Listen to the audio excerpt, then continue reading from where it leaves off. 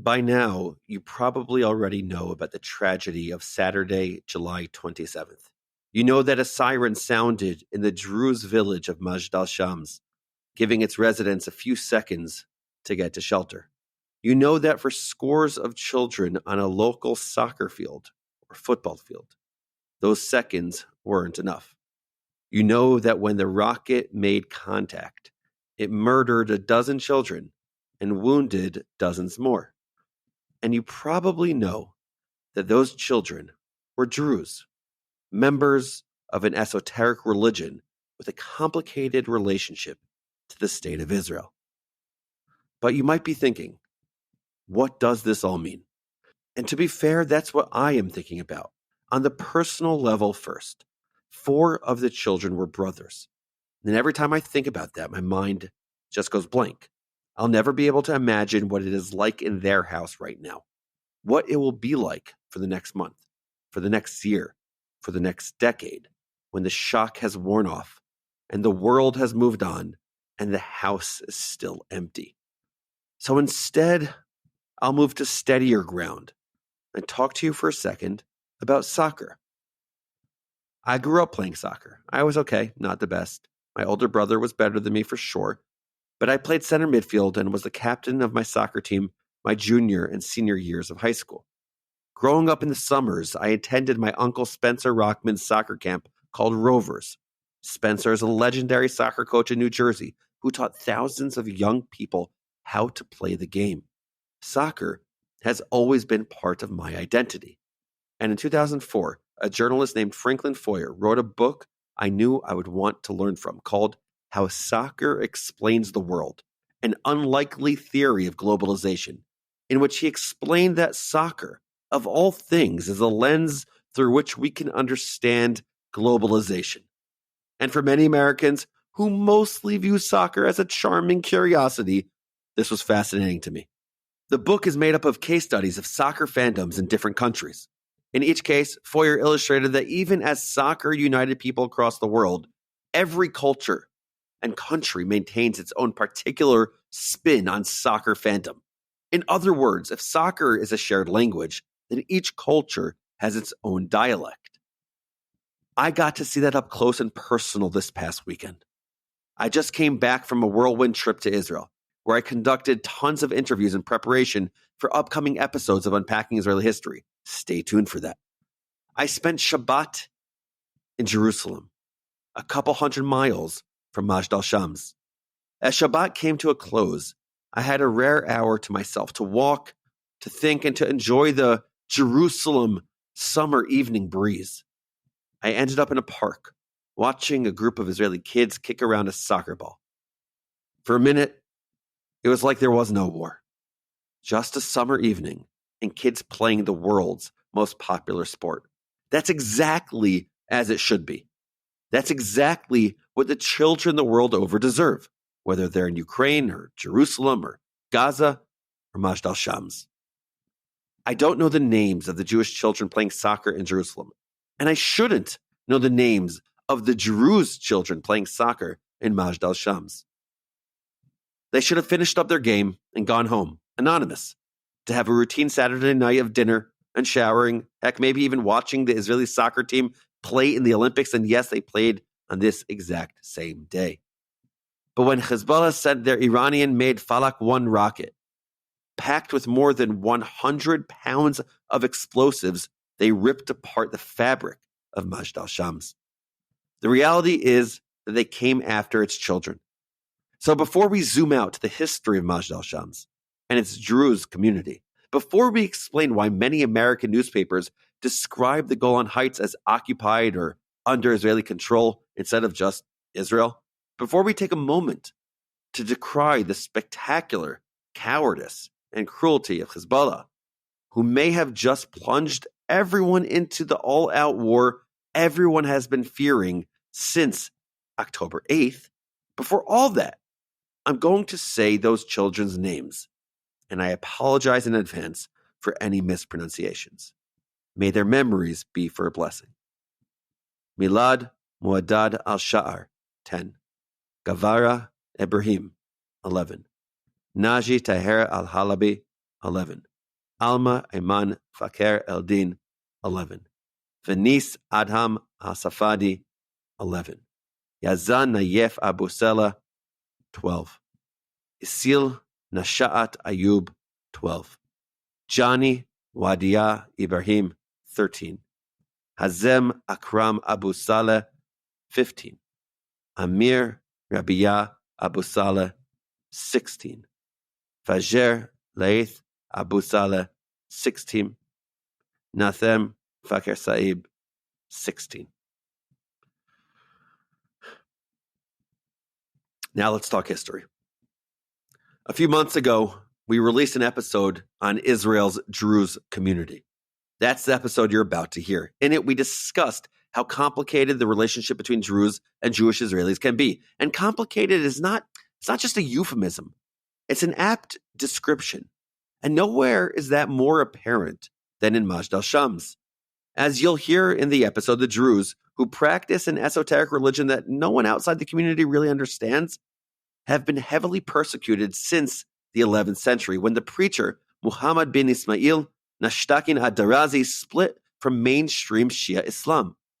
By this point, it's both incorrect and insensitive to imply that the Druze religion is an offshoot of Islam.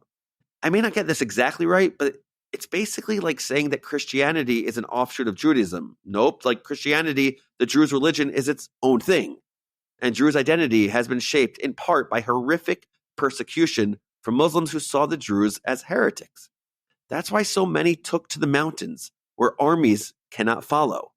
This legacy of persecution also explains the Druze community's reputation for intense loyalty to whatever country they find themselves in. Syrian Druze are proud Syrians, Lebanese Druze proud Lebanese, and most Israeli Druze are fiercely patriotic Israelis whose leaders came to David Ben-Gurion, the first prime minister of Israel in 1948, and demanded he enlist their men to the Israel Defense Forces. Today, proportionally more Druze than Jews serve in the IDF. You heard that right. Roughly 80% of Druze men, compared to 72% of Jewish people, serve in the Israeli army. But the Middle East is a tinderbox, and territory changes hands with some frequency and a whole lot of bloodshed. So what happens when you live in one country and then suddenly find yourself the subject of an enemy? That's what happened to the Druze of Majdal Shams in 1967, when Israel took over the Golan Heights from Syria. Back in 1967, the Druze community of Majdal Shams refused the Israeli offer of citizenship. They had been Syrians until now, and who knew? If Israel traded the Golan Heights back to Syria as part of a lasting peace deal, they might become Syrians again. And they weren't about to danger themselves by proclaiming their loyalty to Israel just yet. In a country like Syria, speech isn't free. Let's remember that.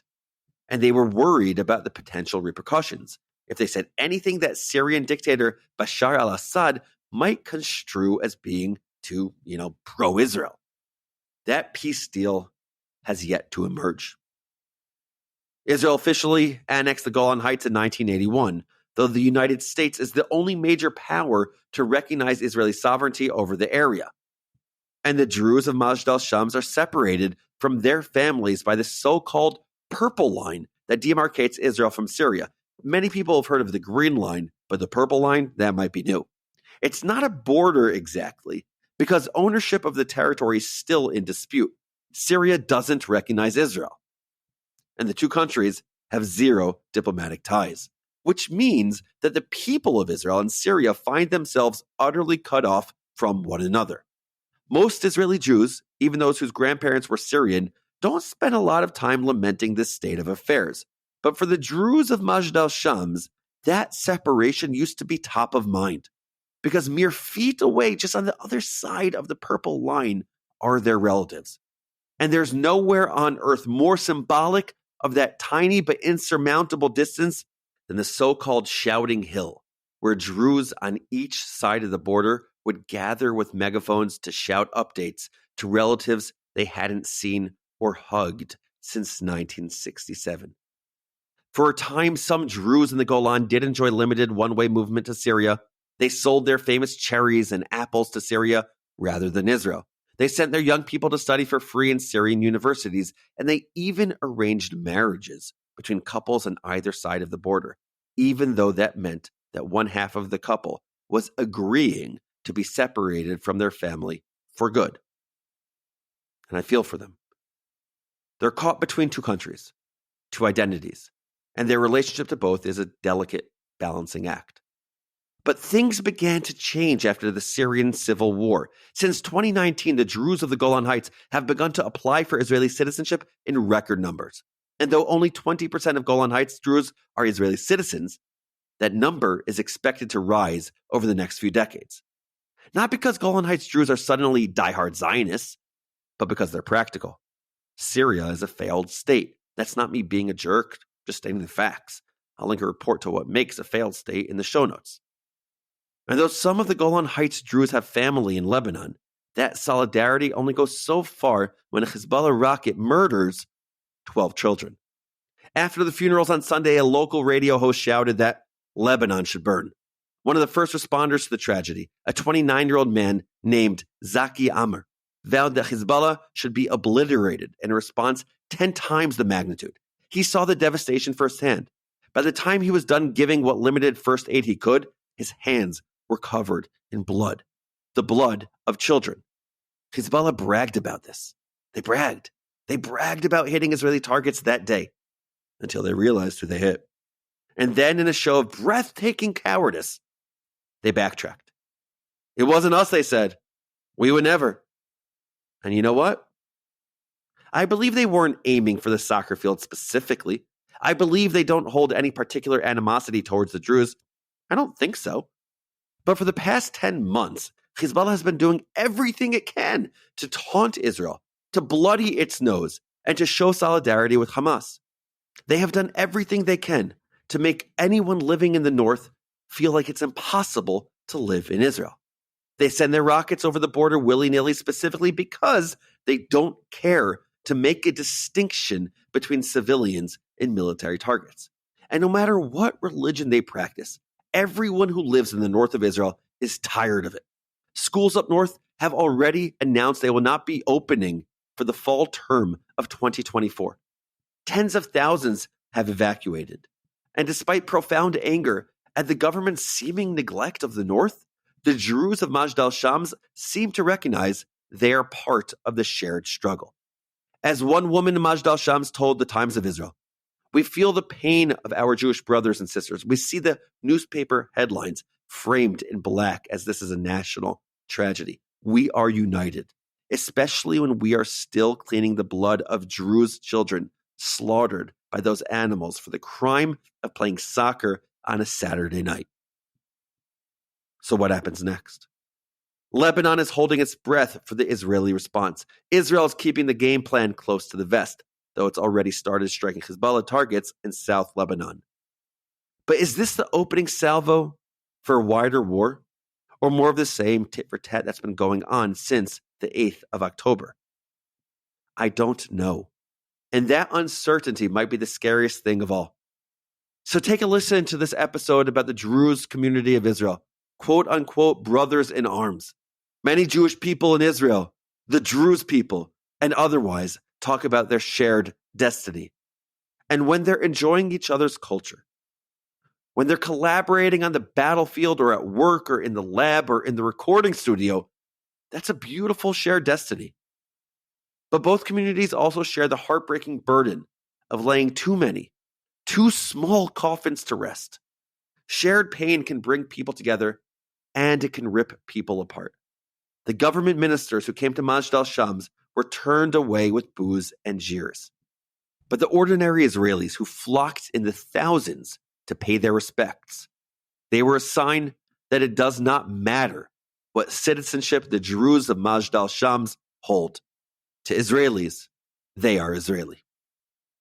Hey, I'm Noam Weissman, and you're listening to Unpacking Israeli History, the podcast that takes a deep dive into some of the most intense, historically fascinating, and often misunderstood events and stories linked to Israeli history. On this episode of Unpacking Israeli History, I want to spotlight Maor Academy, an exceptional institution in Los Angeles that's near and dear to my heart. Ma'or is a unique school, a very different school. It's dedicated to providing unparalleled educational opportunities for Jewish children with special needs. Ma'or is currently running a fundraising campaign, so check out the link in the show notes to learn more about them and their incredible institution. Ma'or, thank you so much for your deeply meaningful work. Before we start, I know I always say to write to me, but I want to explain why it matters so much to me and why we feature listener mail in Israel Nerd Talk. Because this isn't a history class. To me, and I think to you, history is personal. It means something. And I love hearing your stories and why you connect to this podcast so much, or questions you have about the podcast, about the content. The podcast medium is a fascinating one. If you're a regular listener, you probably feel like you know me. Well, because you kind of do. And when you share your story with me, it helps me understand more who I'm speaking to. So shoot me a note. I try to respond to every email I get. Write to me at noam@jewishnpack.com. As they say, yalla, let's do this. אנו מכריזים בזאת על הקמת מדינה יהודית בארץ ישראל. היא מדינת ישראל. We, the people of Israel, are prepared and anxious to meet the representatives of our neighbors without any preconditions. There are people in Israel and elsewhere say it's impossible to make peace between the Arabs and Israel or the Jewish people. I think they are wrong.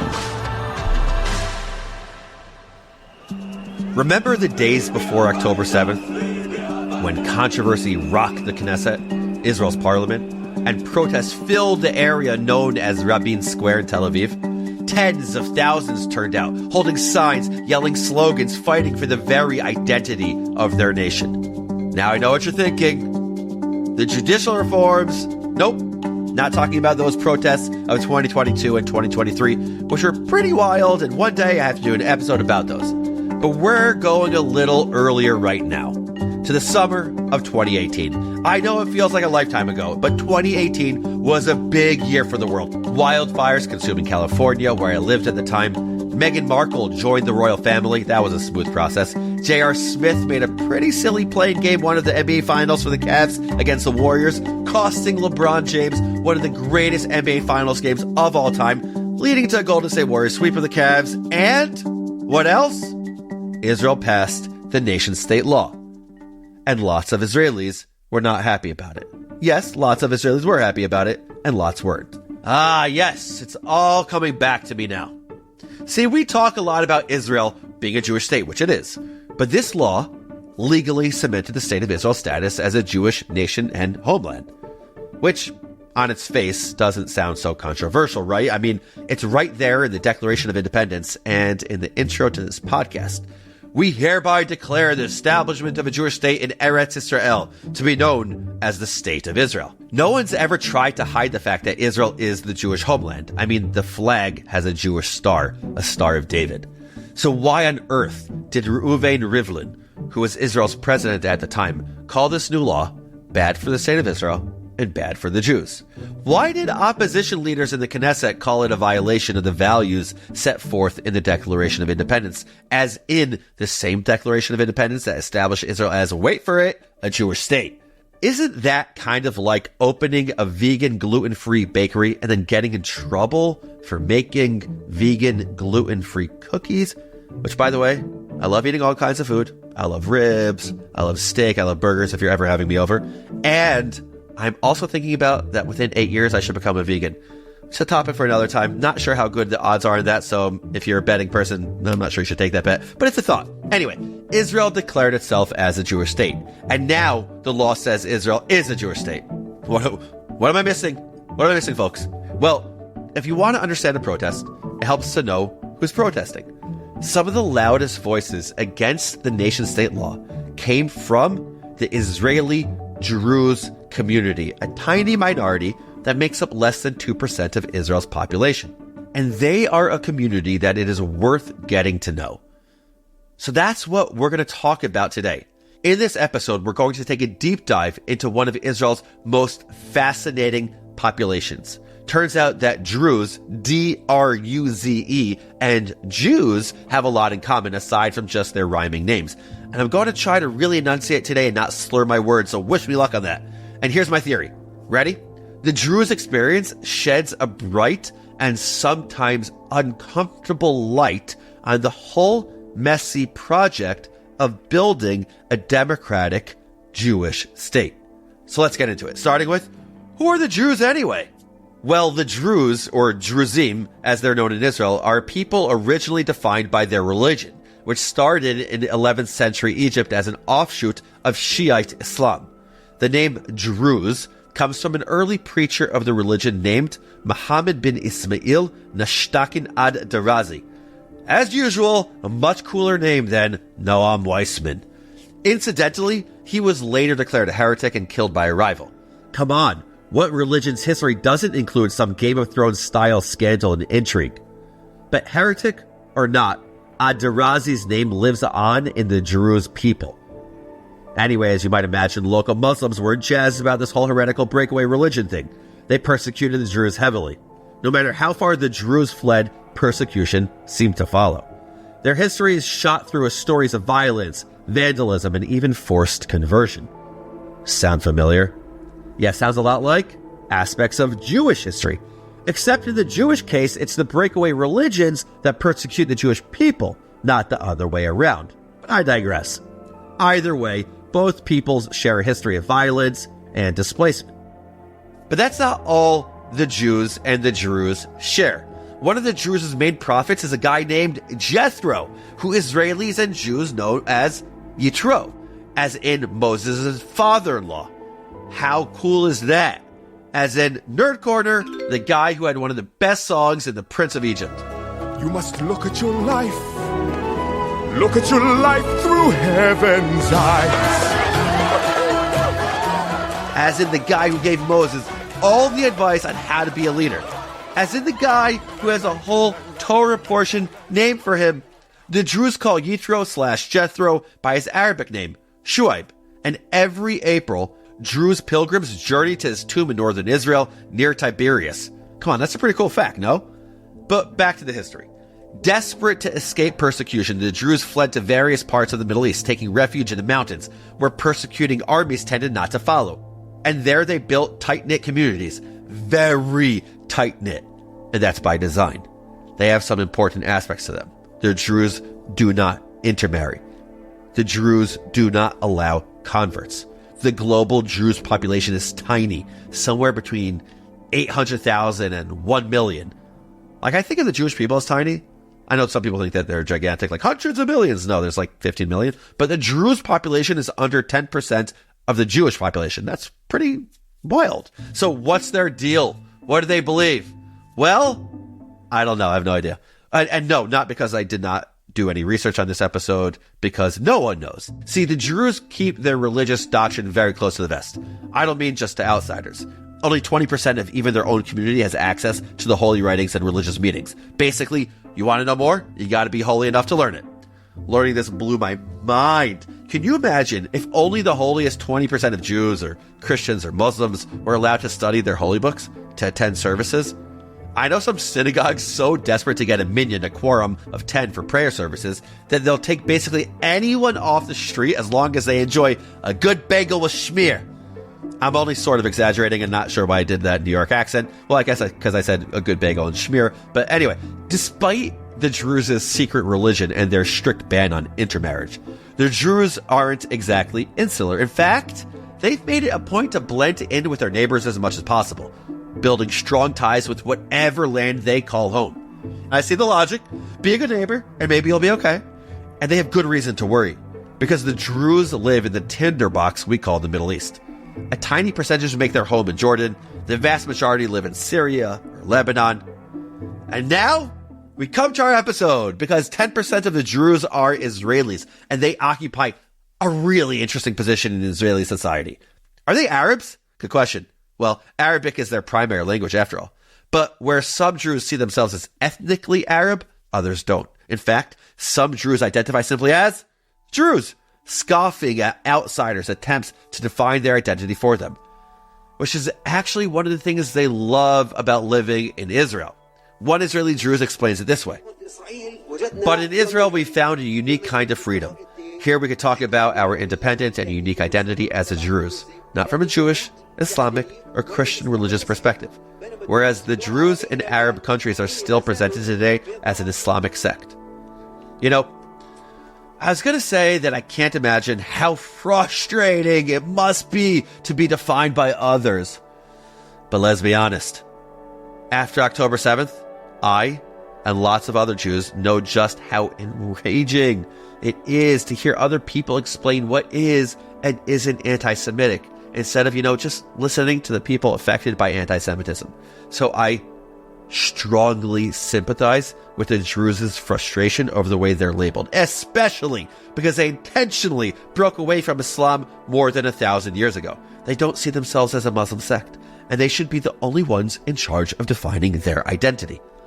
Israel guarantees freedom of religion and speech, and the Druze can identify and describe themselves any way they like, which is why so many identify as Israelis, often very proud ones. All the way back in Israel's War of Independence in 1948, groups of Druze, Bedouins, Circassians volunteered to fight for the creation of the Jewish state. And if you're like, Circassians, huh? What are those? What are those? Unfortunately, we won't be able to get into that in this episode. Another future podcast episode one day, maybe? I like it. Anyway, their unit was known as Unit 300, or sometimes the IDF Minorities Unit, until it was changed to the much cooler Gedud Cherev, the Sword Battalion. This Sword Battalion, I love saying that, sounds like a death metal band to me, remained active until 2015. It was disbanded because its soldiers didn't want a special unit. What did they want? Something simple: to serve side by side with their fellow Israelis. Incredible! Today, the Israeli Jews are one of only 2 non-Jewish minorities included in Israel's mandatory military draft. Nerd corner alert! The other group is the Circassians, who, like I said, deserve their own episode. But that wasn't always the vision. When the state established mandatory conscription in 1949, only Jews were required to enlist. All non-Jews were automatically exempted. But the Druze leadership didn't accept that. They appealed to Prime Minister David Ben-Gurion to include Druze men in the military draft on the same basis as Jewish men.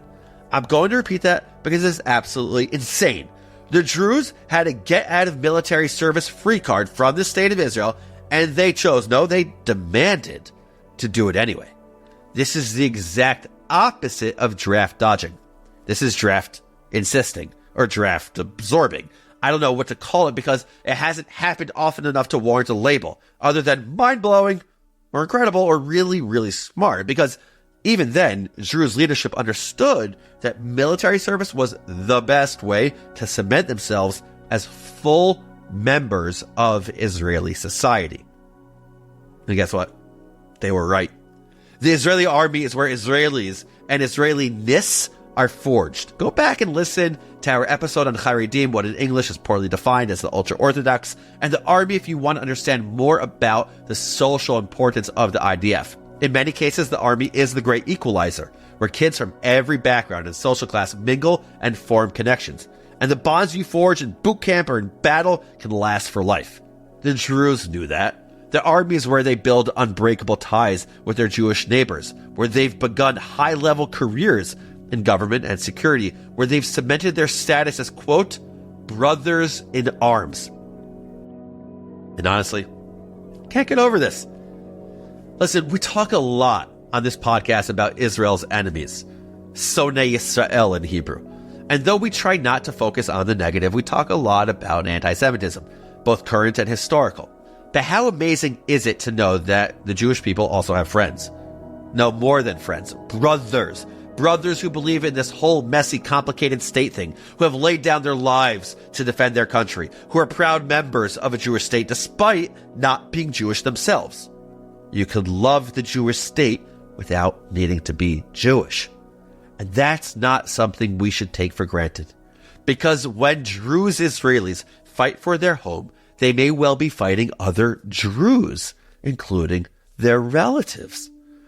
Things get real dicey when loyalty is determined by lines on a map.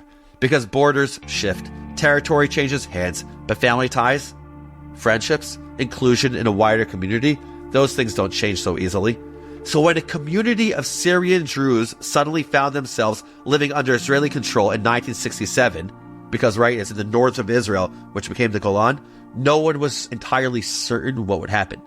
How exactly did Syrian Druze become a part of Israel? Well, you'll have to listen to our 3-part series on the Six-Day War later this season for more on that.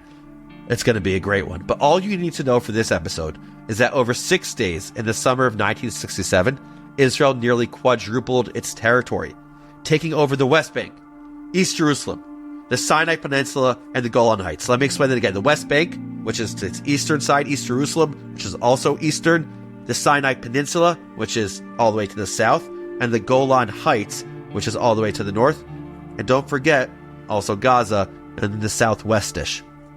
Well, the Golan Heights, that just happened to be home to a Syrian Druze community. Talk about whiplash. 1 second you're Syrian, a sworn enemy of your southern neighbor. The next you're Israeli, as in the entity you've been fighting against for 19 years. Can you imagine how confusing that is? Especially knowing that the Golan Heights are technically disputed and could potentially be returned in a peace deal, maybe, though spoiler, I doubt that will ever happen. Israel passed a law that more or less annexed the Golan in 1981, and the United States recognized its sovereignty over the territory in 2018. But back in 1967, everything was up in the air. So the Syrian Druze in the Golan made a communal decision. They rejected Israel's offer of citizenship, choosing to regard themselves as Syrians, but Israel and Syria are still enemies. You can't just cross from one side to the other. Near the Druze town of Majdal Shams in the Golan is a landmark known as Yelling Hill, where Druze families gather to see one another and shout news across the barbed wire that separates them. It would be comical if it weren't so sad. In fact, the whole dilemma is summarized really poignantly in a great Israeli movie called The Syrian Bride. The basic plot is something like this. A Druze bride who has grown up on the Israeli side of the border gets engaged to a Druze on the Syrian side, but it's not all sparkles and butterflies. Marrying him means she can never go back. I'm not going to spoil the end for you. You'll just have to watch it. But it's a really effective encapsulation of this whole dilemma, this whole drama, and in some ways of the wider Middle East. I sympathize with the Druze in Majdal Shams. I really do. But their rejection of Israel just highlights for me how remarkable Israeli Druze are. Want me to blow your mind? Okay, I got you. Today, and this is cool, a higher percentage of Druze than Jews enlist in the IDF, in the Israeli Defense Forces. You heard that right. The stats differ depending on the source, but more than 80% of Druze men enlist in the IDF, compared to roughly 72% of Jews. Unbelievable. Because part of me can't help but wonder, why? Now, don't get me wrong. I think it's noble, quite noble, so the Druze serve their country. But in the spirit of curiosity, I also am intrigued about what motivates them. I know what motivates Jewish soldiers. Remember when we interviewed Israeli war hero Avigdor Kahalani for this podcast? Yeah, top 10 most surreal moments for me, for real. Go back and listen to our miniseries on the Yom Kippur War. The guy's a gem. Well, we asked him to explain how it was possible for a handful of Jewish soldiers to defend the Golan against basically the entire Syrian army during the Yom Kippur War in 1973. His answer boiled down basically to Jewish history. You know what? Let's just play it. In Israel, everybody feels that he's holding the flag of the country. And one day he had to prove that he can do it. I saw my soldiers at that time. They ran like crazy to fight and to stop them. And I got the courage from them. It's come from the kindergarten and after the elementary school or high school. All the time we study our Bible and our roots and the Holocaust. And it's come one generation to another generation. They gave a mission that one day you have to protect your country. And this is exactly what we have done. You're getting that? Kahalani says that Jewish soldiers carry 2,000 years of history to the battle. I'm like putting on like a backpack as I say that. Their flag reminds them that they're personally responsible for the survival of their nation. The Jewish people waited millennia for this. They're not going to let it go.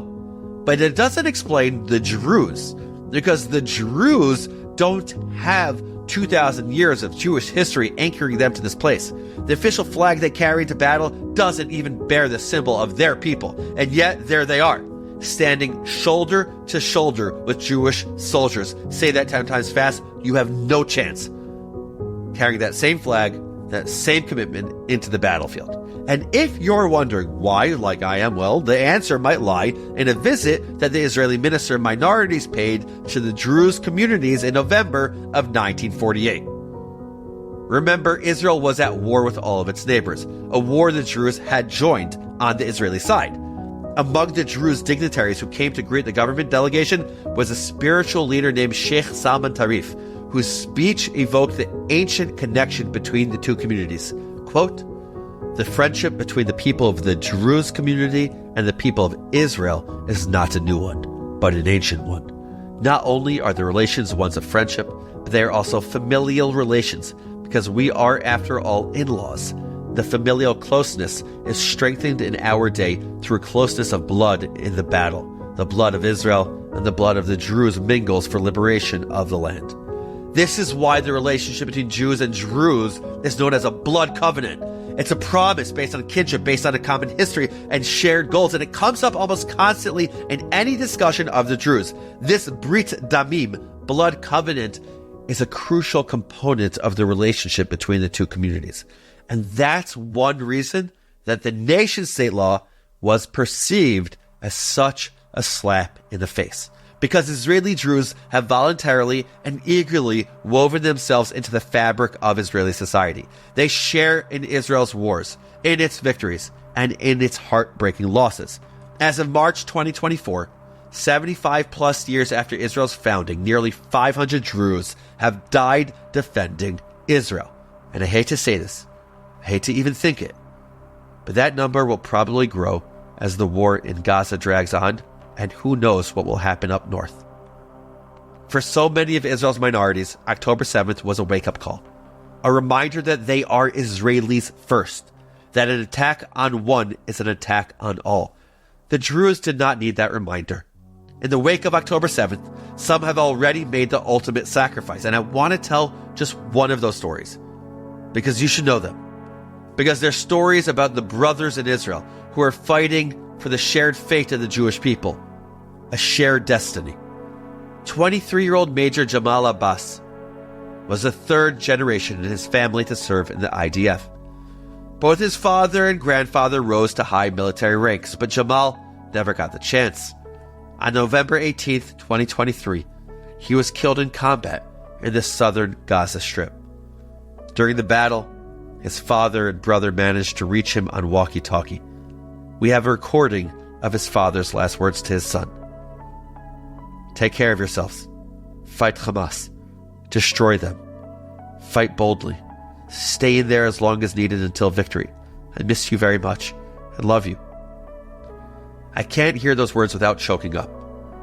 And I want everyone in the world to hear this from Jamal Abbas. Destroy Hamas. This is not coming from some Jewish settler, I don't know, in the West Bank. It's coming from non-Jewish minority in the Jewish state. Not an attack on Palestinians, but the hateful and radicalized ideologues of Hamas. I remember being 23. You think you're so grown up, but from my vantage point, 23 is just a kid. Too young to die in battle, too young to be a hero, but Jamal was a hero. And so was Lieutenant Colonel Salman Habaka, who was among the first to arrive at Kibbutz Be'eri, which is in Israel near the border of Gaza, on October 7th, and who fell in battle in Gaza less than a month later. And so is Lieutenant Colonel Alim Abdallah, a career officer killed on October 9th, protecting the northern border from Hezbollah. Make sure to check out our episode about Hezbollah. So is every other Israeli Druze who has fought for Israel, whether or not they survived the fight. And the fight doesn't just happen on the battlefield. The Druze Veterans Association has made it their mission to combat anti-Israel false information online, which is kind of like holding back a flood by sticking your finger in a dam. But hey, it's noble work. And then there are some people like Nasreen Youssef, who saved her entire, mostly Jewish community on October 7th by convincing the terrorists in Arabic that she'd give them money and smuggle them out of her moshav unharmed. Instead, she used their trust to pass critical information to the IDF. It's an incredible story. The link in the show notes will give you more details. It's stories like these that highlight why the nation-state law, which I mentioned at the beginning of this episode, was so controversial and in some ways so painful to much of the Druze community. I hope I've made it clear at this point that the Druze are an inseparable part of Israeli society. And to them, broadly speaking, the nation-state law is a slap in the face. In fact, after his son's funeral, Jamal Abbas's father, Anan, called on the state to change the law. As I said, we're part of this country. We are an inextricable part of this country. This is a Jewish country. There's no doubt about that. We are partners in destiny and have been since before the state was established. Both of my grandfathers took it upon themselves to fight for the establishment of this state. My dad fought in all of Israel's wars in order for it to exist. We're parts of this country, and this country has to change the nation-state law and recognize the Druze as a community that shares its destiny, because we are one. There should be no difference between nations here. We have to change the law.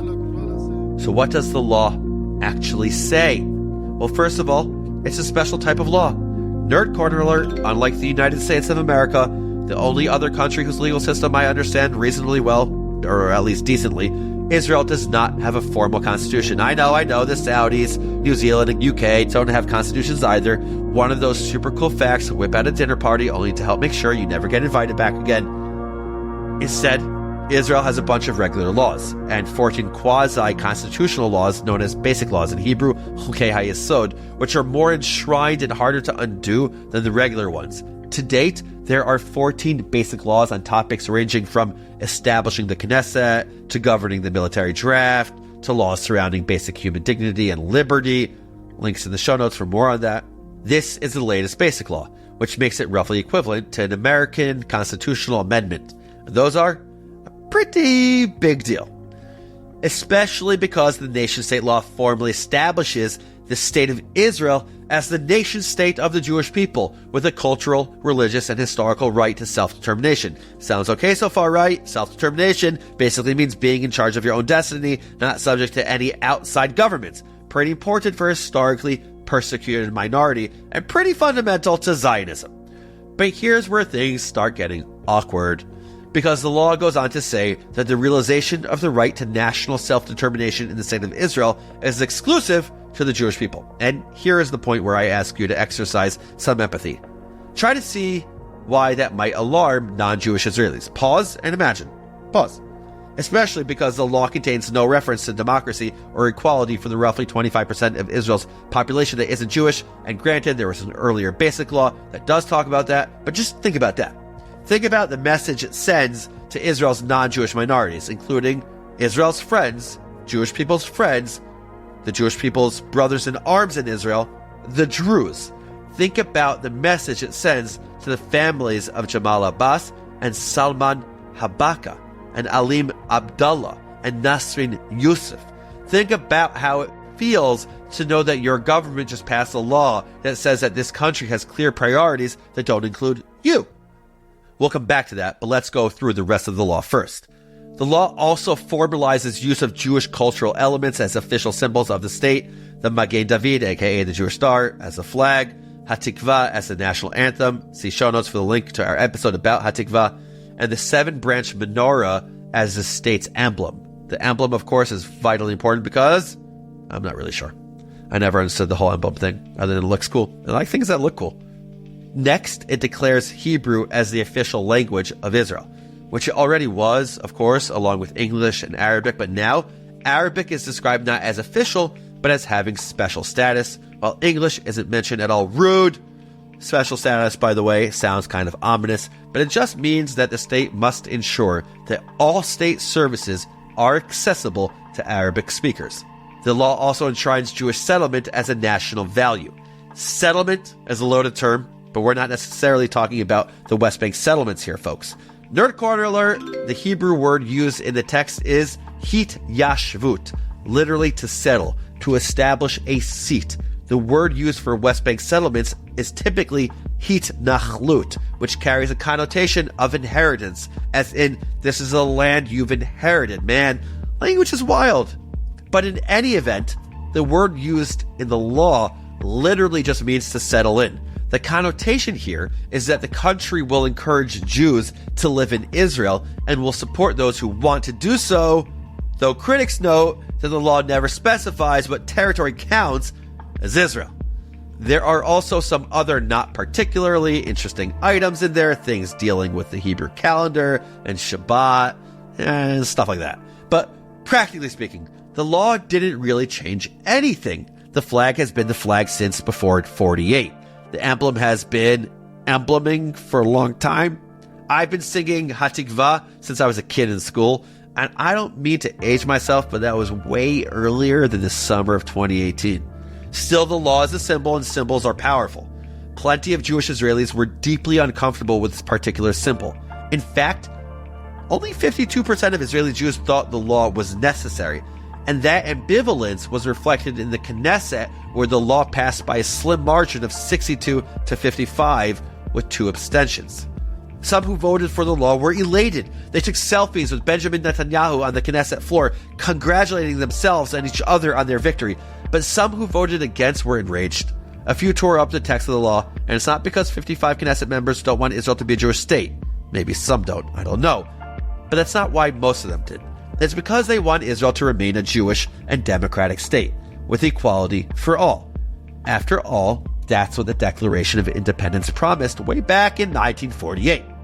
It, the State of Israel, will ensure complete equality of social and political rights to all its inhabitants, irrespective of religion, race, or sex. It will guarantee freedom of religion, conscience, language, education, and culture. It will safeguard the holy places of all religions, and it will be faithful to the principle of the Charter of the United Nations. Literally, and in Britain, literally, Israel's first official document as a Jewish state, and it guarantees freedom and equality to every citizen, Jewish or otherwise. In fact, it even defines that freedom and equality, enumerating exactly what the state owes its citizens: freedom of religion, conscience, education, etc. You know what it doesn't define? What it means to be a Jewish state. Think about that for a second. This is Israel's very first official document, its mission statement, as it were, outlining that the country would be both Jewish and democratic. It defines one of those terms, it doesn't define the other. Really, the only thing the Declaration specifies about Israel being Jewish is that all Jews are welcome. It doesn't even define Jew, and that was intentional. Think about it, 2 Jews, 3 opinions is a cliche for a reason. As the scholar Simon Rabinovich notes in defining Israel, the Jewish state, democracy, and the law, there was no consensus among Jews on what they wanted their state to look like. After all, the state would be home to conservative Jews and liberal Jews, religious Jews and secular Jews, Jews from Europe, from North Africa, the Middle East, and Ethiopia, Jews who were all in on religion and culture, and Jews who were like, ew, Judaism, gross. No thanks. There was no way to satisfy all of these wildly diverse and contradictory visions, so the state's founders didn't even try. They simply declared, we're a Jewish state, and moved on, allowing Jews from all countries, backgrounds, and ideologies to see Israel as the homeland they wanted it to be. In fact, David Ben-Gurion said 4 days after the UN voted there would be a Jewish state that, quote, now, as we are about to establish a state, it must be remembered that it will not be a Jewish state, it will be a state of all its citizens. It will be a Jewish state only for Aliyah, meaning moving to Israel, and settlement. All citizens will be equal. So they were very clear on the status of minorities, on guaranteeing equality under the law. The practice of that has been a work in progress ever since. In 1948, the state's founders had been living under the British mandate for decades. The global Jewish community was still traumatized by the Holocaust. The modern Zionist political movement was only 50 years old, but it reawakened a dream held for millennia. This is the first time in nearly 2,000 years that the Jewish people have had autonomy, authority, self-determination. And in the very first expression of their independence, they make sure everyone knows that the Jewish state isn't just for Jews. Every citizen is an equal member of society with an equal right to vote. It's an especially poignant item in the Declaration because, let's face it, the last 2,000 years of Jewish history has seen the Jews living in a lot of places where they were anything but equal. In establishing equality for all as a basic tenet of the nation, the founders of Israel created a state that promised others the basic human rights they'd been denied all those years. Call it a bit of treating others how you want to be treated. I think in the Talmud it says, "De'alach sinei lechavrech la ta'avid."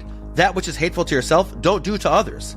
Which is why Israel and Jews proudly tout the country's status as a Jewish democracy. But to many Israelis, Jewish or not, this law felt like a major step away from the ideals outlined in the Declaration. And no community was more outspoken than the Druze. We are here to send a clear message to the Israeli government. We will not settle down for nothing less than equal rights as Israeli citizens. Here's the head of the Druze Information Center. We ask the government and all the members of the Knesset to delete this law, not to correct this law, to delete this law from the history. Another Druze man who served in the IDF for 22 years said that he's proud to be Israeli, but that this law humiliated him. Some Druze have questioned whether they should continue to be included in the draft and whether they want to fight for Israel at all. A high-ranking Druze veteran said his son was having second thoughts, wondering why he should protect a state that considers him a second-class citizen. And while in many ways I don't see the Druze as second-class citizens, and many Druze would not see themselves as second-class citizens, honestly, it could be hard to blame him. And look, I don't want to pretend that everything was perfectly equal for Israel's minorities before. It would be naive to say that Jews haven't gotten preferential treatment within the Jewish state. Non-Jewish neighborhoods don't get the same investment in infrastructure or development as Jewish neighborhoods. For years, the Druze haven't been able to expand their villages, even as their population has continued to grow. The government has made big pushes in the last few years to invest in non-Jewish communities. However, those attempts are often met with mixed feelings. In East Jerusalem, Arab residents worry that increased investment will bring waves of Jewish quote-unquote settlers that will eventually displace them. Many are deeply skeptical that Jerusalem Mayor Moshe Leon's sweeping plan to improve infrastructure and general quality of life has a more sinister motive. Nevertheless, there have been many attempts to invest in those communities. Among Druze, those investments are not only welcomed but expected. In May of 2020, Druze and Circassian leaders declared a month of rage, protesting for, among other things, increased investment in their communities. In 2021, the government approved the Druze and Circassian Empowerment Program, a 3 billion shekel investment in infrastructure, construction, and education, which is great. But the fact of the matter is that the Druze have felt the sting of inequality since before 2018, which in some ways makes the symbolism of the nation-state law even more painful. As one Druze brigadier general said, "It's sad because we've always believed that someday we would be treated as equals. But now, when it's enshrined into law, this looks further away than ever." The Druze aren't alone in their anger and frustration. According to one poll, 60% of Israelis said the law should have included a clause on equality. And that includes big players on the Israeli political stage, including Foreign Minister Yair Lapid, Defense Minister Benny Gantz, and Finance Minister Avigdor Lieberman. I can't believe I just said finance. Finance Minister Avigdor Lieberman to demand a change. But as of early 2024, the law is still in place. Many Druze people still feel its sting. The war has shifted Israel's priorities, but when it's over, Israel will have to confront all the ways that Israel has changed in the wake of October 7th. And that includes confronting the nation-state law and deciding which values and symbols are worth enshrining in a Jewish democratic state and which are not.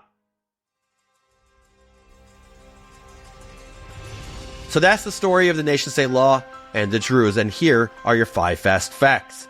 Number 1, the Druze are a 1,000-year-old offshoot of Islam, which has faced a tremendous amount of persecution. They're secretive about their religion, and they've made a point to blend in with their surroundings and build ties with whatever country they call home. Number 2, the Israeli Druze are fiercely loyal citizens of Israel. They're included in the IDF's mandatory draft and considered blood brothers with the Jews. Number 3, in 2018, Israel passed the controversial nation-state law, which enshrines that Israel is the Jewish homeland where only Jews have the right to self-determination. It also establishes Hebrew as the sole national language and gives Arabic a special status. Number 4, the law was and is extremely controversial. Those in favor believe the law is necessary to ensure that Israel will always be a Jewish state. Those opposed point out that the law doesn't enshrine the equality guaranteed in Israel's Declaration of Independence. And number 5, my favorite, the Druze great prophet is Jethro, father-in-law of Moses. So yeah, the Jewish people and the Druze have been connected for quite the while. Those are your 5 fast facts, but here's one enduring lesson as I see it. Do you remember what it was like to be Jewish in the first few weeks after October 7th? Or if you're not Jewish and you just were around the whole thing and you felt it, to me, it felt like the world had been divided into friends and enemies. There were those who sympathized with Israel and those who blamed Israel for everything, those who extended their hands in support and those who somehow praised Hamas and rode a new wave of anti-Semitism, or maybe those who said, well, Hamas said it was bad, but come on, Israel, chill. It got to the point, at least for me, where just walking down the street, I wondered if the people I was passing secretly hated me or hoped for the destruction of the Jewish people's homeland. My homeland. It's lonely to be surrounded by enemies, whether they're real or figments of our imaginations. And Israel has always been surrounded by enemies. That's not a secret. That's not controversial. But the Druze, they're friends. They're true friends. And it's a friendship based on mutual appreciation and respect, where each side gives to the other, as every good friendship should be. The Druze appreciate that their state offers religious freedom, security, democracy, and for the most part, equality. And the state appreciates that the Druze serve in the military and the Knesset, contributing to Israeli civic society in every way imaginable. There's a reason they're sometimes called Israel's model minority. But that may just be part of the problem. Model minority has a nice ring to it, but it's one of those compliments that's secretly not really a compliment, because it values conformity and obedience in some ways, and it can cause the majority to take some communities for granted, ignoring their needs. But Israel cannot afford to make that kind of mistake. The relationship between Jews and Druze is earned. Even the Druze's protests against the nation-state law are deeply patriotic. They're not angry because they hate Israel. They're angry because they love Israel and want it to live up to its stated ideals. It's the same reason that I get angry at Israel sometimes. The same reason that lots of Israelis do.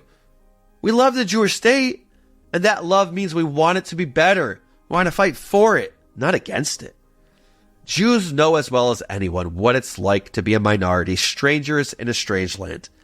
There's only one place in the world where the Jewish people aren't that. That brings with it a real responsibility to the quarter of the country that isn't Jewish. After all, love your neighbor as you love yourself, ve'ahavta l'reacha kamocha, is the fundamental Jewish value. But the former chief rabbi of the United Kingdom, Rabbi Jonathan Sachs of blessed memory, reminds us that ve'ahavta et hager, loving the other, is mentioned 36 times in the Hebrew Bible. Many more times than the mandate to love your neighbor.